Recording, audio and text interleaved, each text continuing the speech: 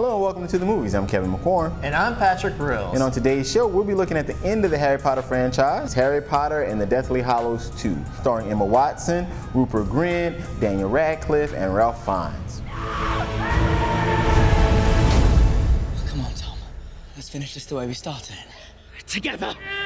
It's an all-out bout between two heavyweight spellcasters, with the winner being declared champion of the wizard. It's a fight a decade in the making, so hyped and so heavily promoted, you'd think Don King was the headmaster of Hogwarts. In one corner is the glasses of disaster, Harry Potter. In the other corner is the evil Voldemort, who only needs half a nose because all he smells is trouble. Which of these warriors can point their wand the most flamboyantly? Who, I ask you? Now, I gotta admit, I'm not a huge Harry Potter fan. There, I said it, it's on the table.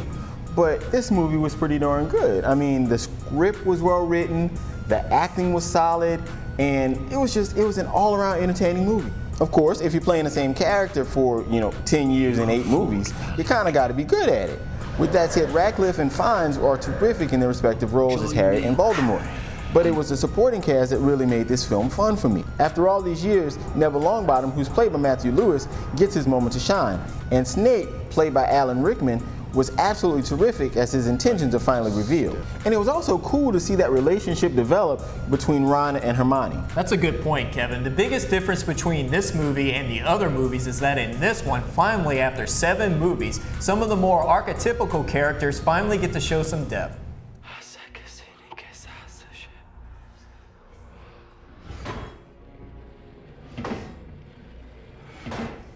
Harry talks in his sleep.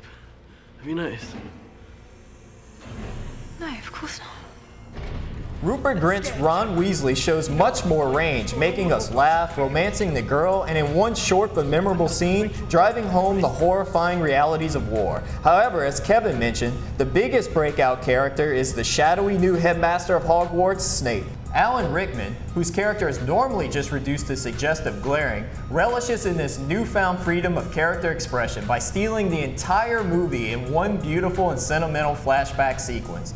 Rickman, who besides Helen Bonham Carter that plays Bellatrix Lestrange, is the best character actor cast in the series, and he's had to wait all the way until this last chapter to prove it. Yeah, and the only thing that I really didn't like about this film is that you had to have a scorecard and Cliff's Notes to keep up with all the different characters and all the different scenarios. They've referenced the first film. They developed relationships that showed minor sparks in the third film. They finished a quest that started in the 6th film. And they talked to people that died in the 5th film. So say you saw the first film and maybe the 3rd film and wanted to jump into this one, not a good idea.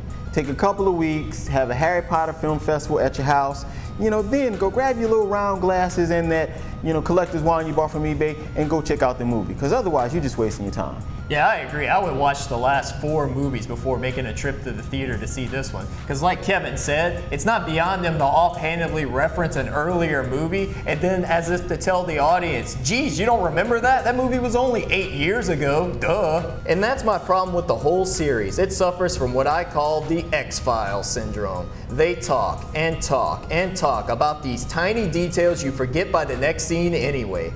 And where's this grand battle you wizards have been talking about for a decade? Oh, it's there for about 15 minutes of a 2-hour movie.